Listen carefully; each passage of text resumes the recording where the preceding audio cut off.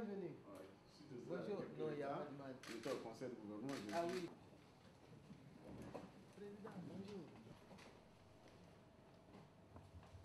Mesdames et messieurs, chers participants, la réforme du secteur de la sécurité est au cœur de la reconstruction post-crise et de la consolidation de la paix en Côte d'Ivoire. C'est la raison pour laquelle elle constitue un des piliers du mandat confié à l'ONUCI par le Conseil de sécurité à travers sa résolution 2162. La résolution 2162 indique bien que la mission de l'ONUCI est d'assister les autorités, et je cite, à instaurer un système de sécurité efficace et responsable pour l'État et les citoyens, sans discrimination et dans le plein respect des droits de l'homme et de l'État de droit. Au-delà des institutions étatiques, la RSS interpelle la société civile dans sa diversité. Les leaders d'opinion et les partis politiques ont également un rôle déterminant à jouer, notamment en mettant à profit leur proximité avec la population. Leur proximité avec la population pour assurer une veille citoyenne effective.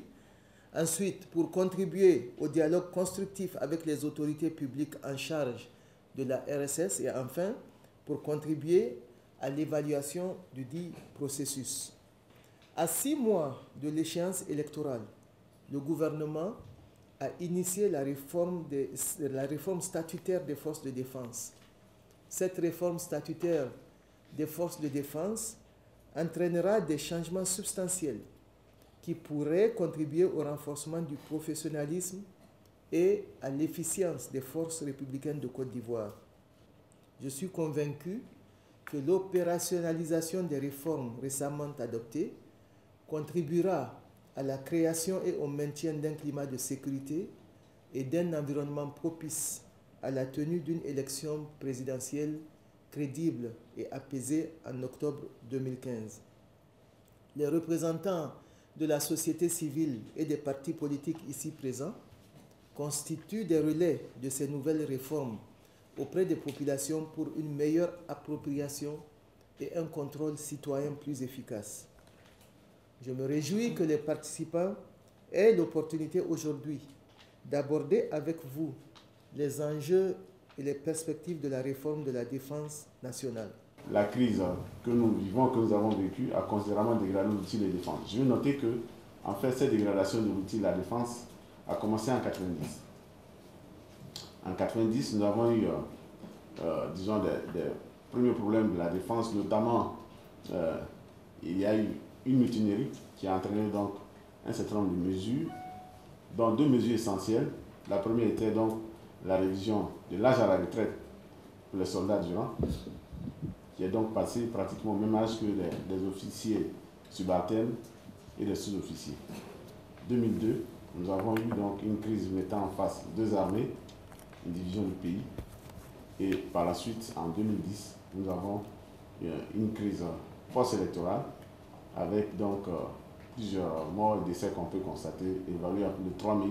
Monsieur le ministre, vous étiez l'invité de la 27e édition de la réforme du secteur de la sécurité avec pour thème défis et perspectives. À ce stade de la réforme, quels sont les résultats obtenus par votre ministère? D'accord, merci beaucoup. D'abord, remercier Madame la représentante l'opportunité qu'elle nous a offerte, n'est-ce pas, de parler de ces questions et dire qu'aujourd'hui, nous avons 3 grandes réformes en cours. Nous avons une réforme institutionnelle, nous avons une réforme des capacités, c'est-à-dire tout ce qui est ressources humaines, renforcement des capacités, mais aussi nous avons une réforme en termes d'outils de défense, c'est-à-dire les infrastructures, etc. Au plan donc de la réforme institutionnelle, aujourd'hui nous avons une nouvelle organisation de la défense et des forces armées qui est donc passée à l'Assemblée et cela permettra d'avoir une meilleure lisibilité des unités, du commandement, mais aussi une adaptation de nos forces au contexte d'aujourd'hui, qui est donc aussi dominé par les menaces asymétriques. Donc tous ces éléments sont pris en compte. Le fait aussi que nos hommes doivent être sur le théâtre de l'opération de maintien de la paix, par exemple à l'extérieur, aussi en privilégiant aussi la question des droits de l'homme et du genre. Ça, c'est la première partie. La deuxième partie qui concerne les capacités humaines, nous avons aujourd'hui entrepris une réforme donc, des ressources humaines, notamment au niveau de la formation, qui est la base essentielle, notamment l'intégration du genre, mais aussi la mise en place de nouvelles écoles, de nouveaux centres de formation qui permettront, n'est-ce pas, à l'armée demain d'être une armée moderne. Ça, c'est absolument nécessaire. Et puis la troisième partie, c'est tout ce qui relève donc des capacités, j'allais dire, techniques et infrastructurelles. Pour que, vous savez, aujourd'hui, nos casernes sont un peu vétustes, dépassées. Il faut qu'on améliore cela, la mobilité des hommes. Il faut que les hommes puissent se déployer sur le terrain. Il faut qu'ils puissent communiquer entre eux, c'est important. Et à la fin, la Côte d'Ivoire aujourd'hui à l'extérieur. Donc nous maintenons cette volonté d'être à l'extérieur pour contribuer à la paix sous-régionale.